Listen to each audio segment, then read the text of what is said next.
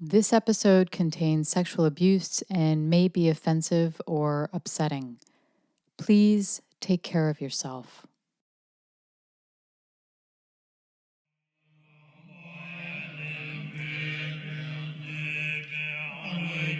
I'm Una Marrera.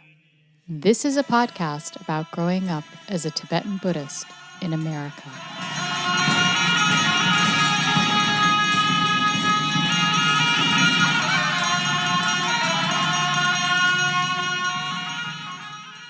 Picking up where I left off in episode 2, my mother stayed in Boulder with Trungpa Rinpoche, and I went to live with Mara in Santa Barbara.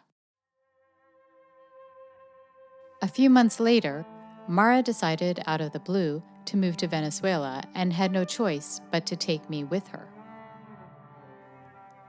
Since the last time I had seen my father and my grandmother Fifa in Puerto Rico, they had moved to Caracas.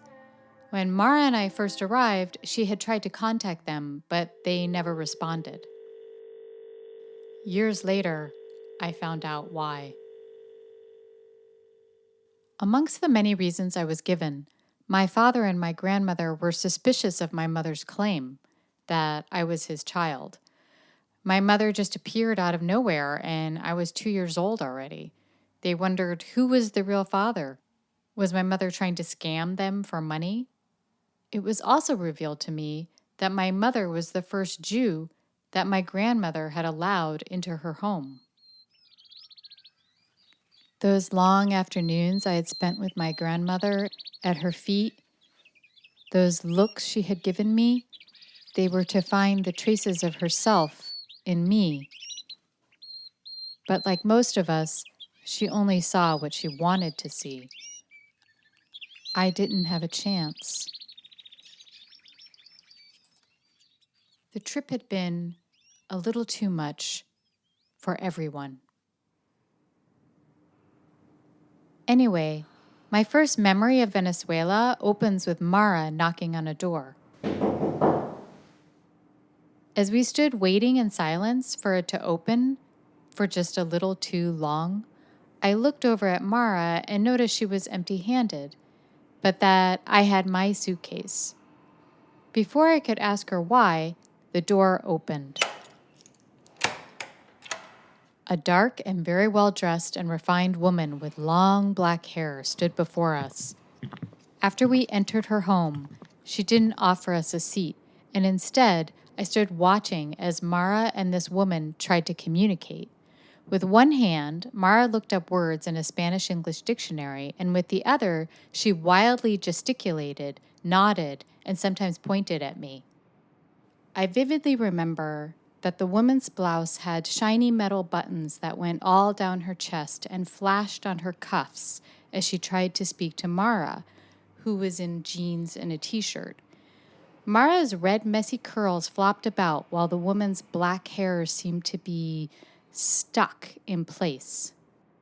Within a matter of minutes, Mara turned to me and said, "Una, this is Maria. You're going to stay here for a little while. She's going to take care of you." And shortly after that, Mara walked out the door, and I never, ever saw her again for the rest of my life.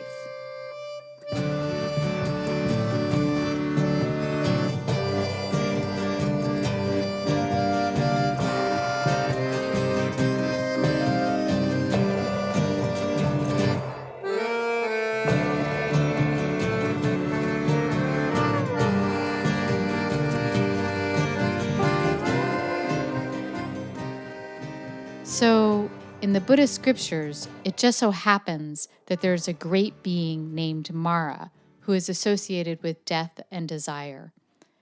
As the Buddha sat under the Bodhi tree, Mara appeared to him right before he was about to attain enlightenment.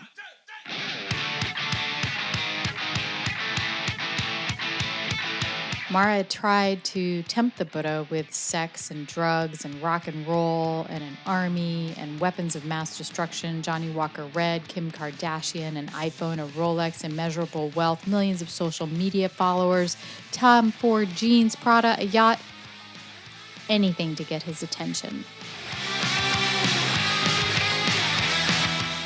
It didn't work. The Buddha was too strong. He knew Mara was the last exit to hell, to a life of suffering. He didn't take the bait.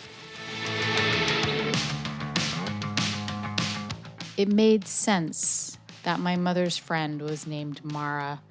She dropped me off in what was to become a bucket of hell that would plunge me to the very depths of my 4-year-old being.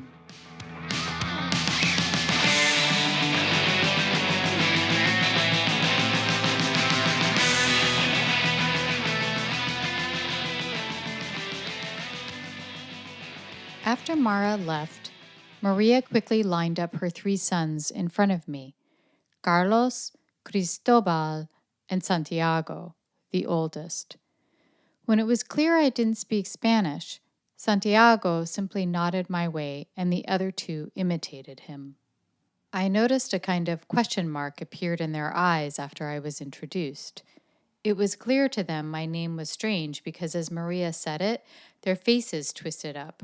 They said my name a few more times and then they shrugged, like they were giving up. I would learn later on, to them, my name made no sense. I was named after an article of speech. Una is the feminine form of a, as in a tigress, una leona. It is a ridiculous name. It isn't even a name. How could someone simply be named Ah? It was like being called An or The. I couldn't tell them that my name was Gaelic, that I was named after a great fairy queen, and that I myself was a fairy princess superhero in training. To them, my stupid name meant I must be stupid too. After our first meeting, the boys mostly ignored me. They were also older than me. Santiago was already a teenager. Maria took me and my suitcase to the boys' bedroom where there was a cot for me. I understood I was to sleep in their room. It was a fastidious and clean room filled with stuff, matching pillows, blankets, nightstands, and nightlights. There were shelves of toys and sporting equipment. It was very organized. The only room I'd ever had of my own was on Polk Street in San Francisco, before we lived at Padmajong. My bed was on the floor, and a bookshelf of toys and books lined a wall. I spent hours there. My mother rented out the other room to a roulette of roommates, and she herself slept in the living room. That's how we met Mara. She had been one of our roommates. One day, alone in my room on Polk Street, I decided to rewrite some of the stories in my books. I scribbled on the pages with a brown marker. Getting bored, I wandered into Mara's room and scribbled on her books and records too. When I got busted, my mother put me on top of the fridge, which is where I went when I was up to no good. As I screamed out from my ledge of grease and dust that I wanted to get down, my mother yelled back at me from the other room, "Oh my God, you even wrote on the walls." I apologized to Mara and we never spoke about it again. After Mara left me with Maria, I thought she was still mad about it. I thought that's why I was with Maria and not her. I thought I was still being punished. I was going to spend months obsessing and regretting my doodles on her records and books and the walls in her bedroom. Months.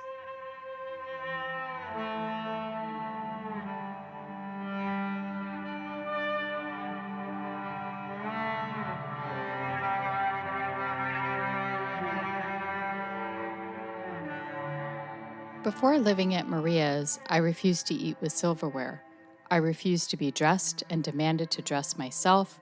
I wore pants. Sometimes I wore pants with no shirt or pants with a dress. I only owned Converse sneakers. I never went anywhere without my jean jacket and a bandana around my neck. My hair was cut short. I felt ready for anything. I was rough and tough, like a runaway from Dogtown.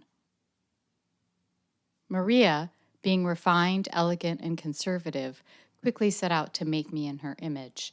She threw away my clothes and bought me dresses, polyester lace dresses that were scratchy on my neck and arms in the tropical heat and humidity.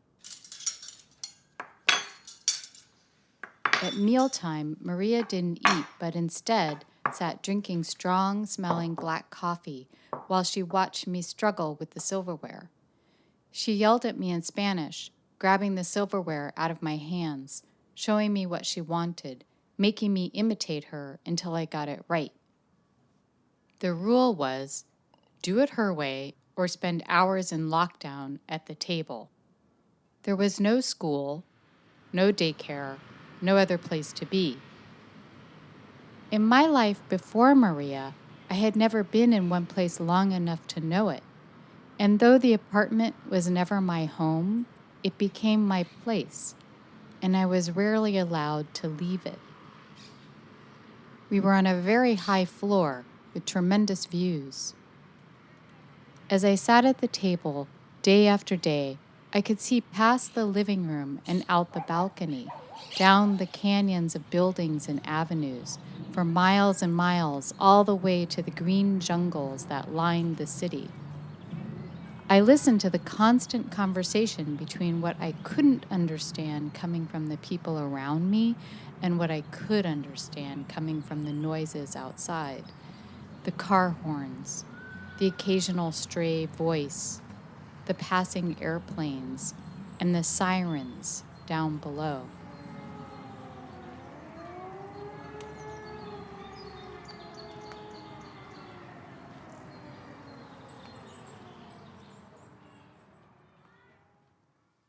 During the day, Maria was busy grooming me into a woman a man would marry. But at night, her boys were busy grooming me for something else. The boys pretended I wasn't there during the day. They ignored me, but not at night. At night, I was passed around from one bed to another and became a plaything, a disposable toy, a waxing creature. I can remember being embraced in Santiago's arms and reaching up to touch his oily face, covered in red welts, and pulling my finger away and noticing that it was oily too. So that's when the flying started. Slowly, but then quickly, I learned how to leave the table and the bedroom without leaving either one. I learned how to float away. I learned how to divorce myself from my body. I learned how to fly. In other words, I taught myself how to survive by leaving the living behind. Being there was without being there at all. Neither woman nor whore, I was finally becoming what I always wanted to be, a fairy princess superhero.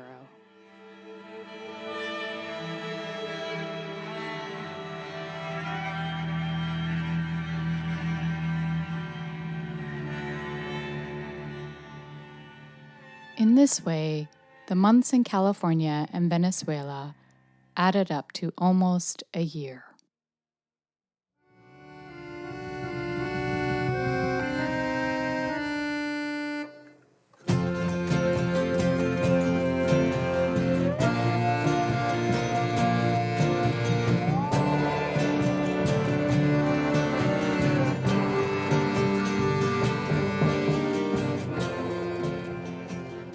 One day, an airline ticket to Denver, Colorado arrived. I still remember it. It was a small booklet made of red carbon papers, each one bearing my name. We didn't know where the ticket had come from. It was too expensive to talk on the phone, so I hadn't been in touch with my mother at all. She thought I was with Mara and that everything was okay. My mother said later, "I didn't call you back. I don't know who paid for the airline ticket, but it wasn't me." To this day, we still don't know who paid for it. It was hot in Caracas when Maria put me on a big green plane. She bought me a new mauve dress for the trip, and it was made of real cotton with many pleats and long sleeves. By now, I was used to wearing dresses, and I thought it was beautiful, so soft, and so much better than my other dresses. Understanding her Spanish by now, but never speaking it, she explained that she wanted me to look nice for my mother, a woman that she would never meet, but whom she wanted to tell, "Look what I've done with the mess you gave me. Que hermosa. She's a lady now."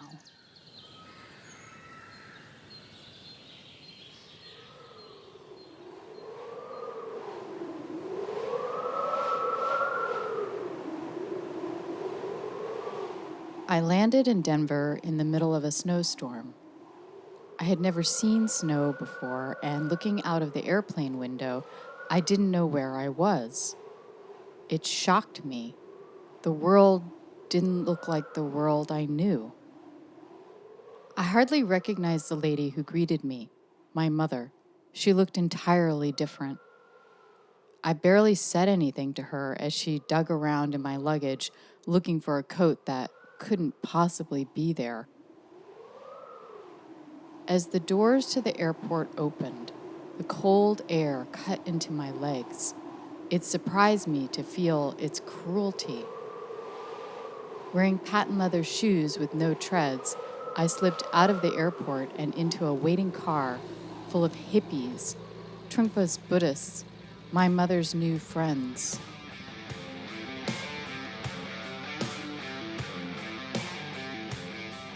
Squeezed between strangers, the stale heat from the car blew on me. I suddenly wished I was back in Caracas. The car had a funkiness. It felt old and dirty, with trash on the floor. Looking at the trash, I could hear Maria's voice in my head, and I got worried she would get mad at me for making my new dress dirty, and then I wondered, how was I going to wash my feet before bed? That had been another one of Maria's rules: clean feet in the bidet before bed. As the car danced around on the strange ice in the foreign season, I got scared and overwhelmed. I disassociated. This was just all too much. I knew I could cry out, but it didn't feel like it would make a difference. No one would hear me, and not because they were singing along to the music. I spoke no language anyone in the car could understand, and very few in the world either. I was better off keeping quiet. 40 miles later, entering Boulder, it was a place I no longer remembered nor recognized with its blanket of white snow.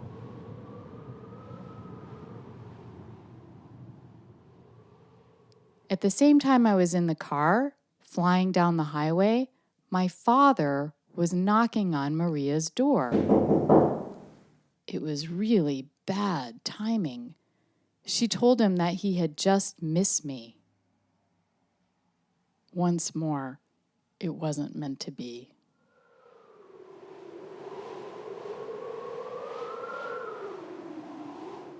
Unbeknownst to me, a life waited for me on the other side of this, a life with Trungpa Rinpoche. I just had to get there. I am now 5 years old, and it is 1975.